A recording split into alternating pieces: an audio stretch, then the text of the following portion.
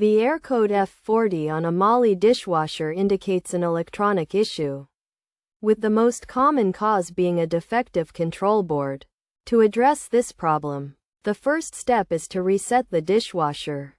This can be done by turning it off, removing the power cord from the outlet, and waiting 5 minutes before plugging it back in.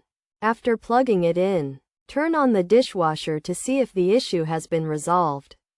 Alternatively, resetting can also be achieved by long pressing the start button until a beep is heard, indicating a successful reset, which should cause the dishwasher to start on its own. Another reset method involves holding the start or stop button until the display goes blank, waiting 60 seconds, and then restarting the unit to check if the issue has been resolved. If resetting does not work, it is likely that the control board is defective and needs to be replaced as soon as possible.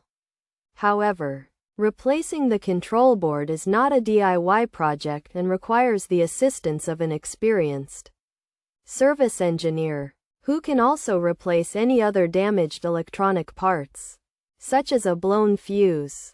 It is essential to avoid using the dishwasher until a professional repair has been made.